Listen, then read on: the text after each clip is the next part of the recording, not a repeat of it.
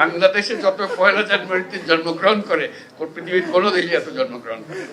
আমাদের অভিজ্ঞতা, আমাদের কাজের মধ্যে অভিজ্ঞতা হলো যে আপনার নাম বলেন না, আমিনার মা। আমিনার মা তাকে কোনোদিন বলা হয়নি তার নাম কি, অমুকের মেয়ে হয়ে সে জন্মগ্রহণ করেছে, অমুকের ছেলে হয়ে সে জন্মগ্রহণ, অমুকের ছেলে, ওকে অমুকের নাতি। মানুষের এনআইডি নিয়ে জিল্লতি, এটা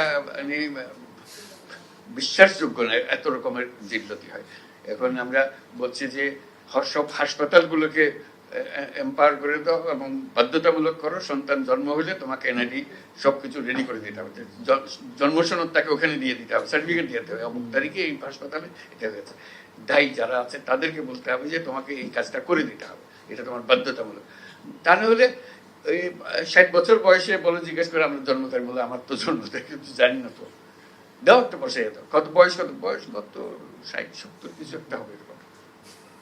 মানুষ নিজের নাম জানে না, এদের নিয়ে আমাদের কাজ করতে, নিজের নাম জানে না। আমাদের অভিজ্ঞতা, আমাদের কাজের মধ্যে অভিজ্ঞতা হলো যে আপনার নাম বলেন না, আমিনার মা।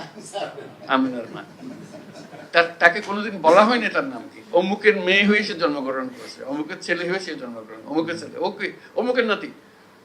তারপরে হলো অমুকের মা, তারপরে হলো অমুকের শাশুড়ি, ইত্যাদি ইত্যাদি। এইগুলো কাজে নাম তার নাই। কাজে তাকে নাম দেওয়া, তারিখ স্থাপন করা, আমাদের যত এনআইডি আছে তার মধ্যে 50% হলো যে ভুয়ার জন্ম তারিখ, আরো বেশি হতে পারে। আর আমার জন্ম তারিখ তো আমাদের জানা নেই কেউ। এইভাবে আমরা হয়েছে।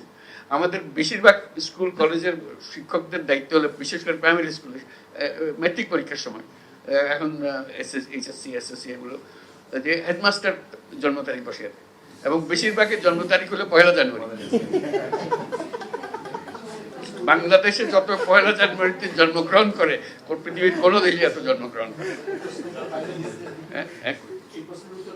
দিতে হবে তো, এত 1 জানুয়ারিতে এত তোমরা প্ল্যান করে রাখো 1 জানুয়ারি।